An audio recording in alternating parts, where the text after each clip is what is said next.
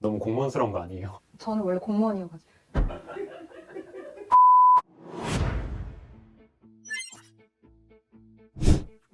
여러분 안녕하세요. 개인정보보호위원회 이재광 사무관입니다. 드디어 기다리고 기다리던 2021년 업무계획이 나왔습니다. 짠! 관가의 새내기 개인정보보호위원회 첫 번째 업무계획 무엇이 담겼는지 한번 보니 안전한 개인정보, 신뢰하는 데이터 시대라는 비전이 먼저 눈에 들어오고요. 국민이 신뢰하는 확실한 개인정보 보호, 데이터 가치를 높이는 안전한 활용, 공공부문의 개인정보 보호체계 고도화, 마지막에는 제2차 개인정보보호법 전면 개정, 뭔가 중요한가 봅니다. 여러분은 이해되셨나요? 네, 그래서 준비했습니다. 국민생활과 밀접하고 주목할 만한 정책으로 무엇이 있는지 들어보도록 하겠습니다. 개인정보보호위원회 푸른 꿈나무 김푸르나 사무관입니다. 안녕하세요, 푸르나 사무관님. 안녕하세요, 재강 사무관님.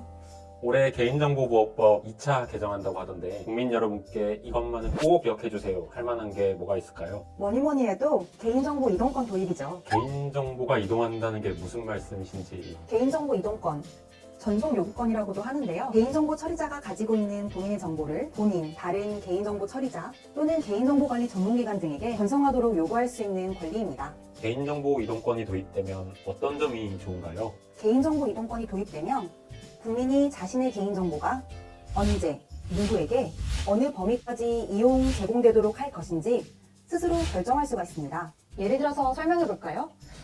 재강 사무관님 평소에 많이 쓰시는 SNS 계정 있으시죠? 네, 여러 개 쓰고 있습니다. 그 SNS 계정 중 하나가 어느 날 보안성이 굉장히 취약하다는 기사를 접했다고 가정해 봅시다. 그럼 굉장히 불안하실 거 아니에요? 이러한 개인의 불안감을 해소할 수 있습니다. 예를 들어서 A라는 SNS 서비스가 굉장히 불안하다면 이를 B라는 다른 SNS 서비스사에게 본인의 정보를 이동시켜서 동일한 혹은 더 좋은, 더 나은 서비스를 받을 수 있게 되는 것이지요.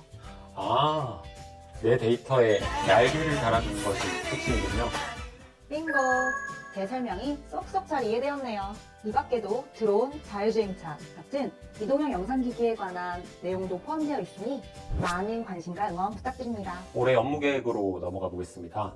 올해 개인정보보호위원회가 데이터 시대에 국민과 기업을 위해 많은 일을 하겠다고 팔을 걷어붙였습니다. 업무계획 중 꼭 알리고 싶은 정책을 꼽아주신다면요? 다 알리고 싶은데요. 개인정보 이거 얼마나 많은 일을 하는데.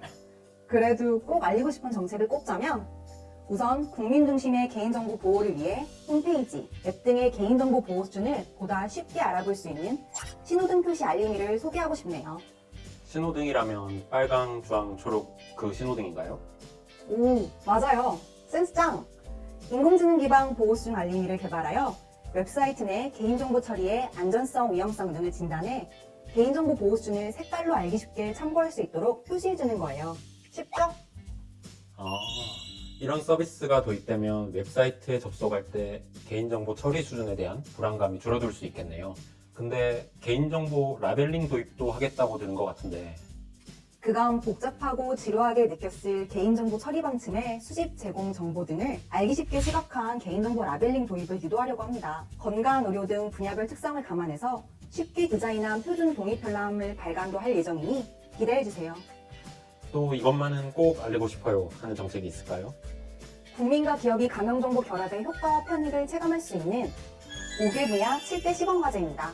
가명정보 결합, 효과, 편익, 체감, 7대 시범 과제요? 좀 어렵네요. 그쵸? 그래서 여기 그림을 준비해봤습니다.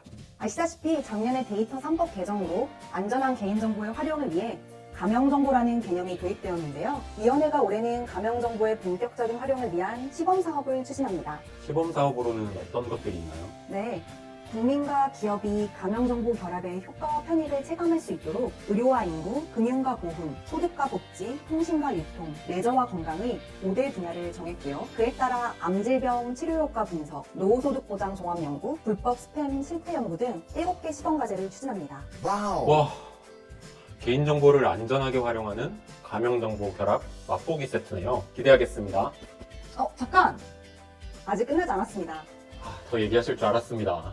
개인정보법과 제도에 취약한 중소 영세상인을 대상으로 홈페이지, 업무용 PC 등 개인정보 안전관리 지원을 위해 개인정보 보호 솔루션 보급 등 직접 찾아가는 컨설팅을 합니다. 그리고 코로나19로 모두가 어려운 시기를 보내고 계신데요. 중소기업을 대상으로 경미한 위반 사항에 대해서는 과태료 감경을 추진하여 부담을 완화하고자 합니다.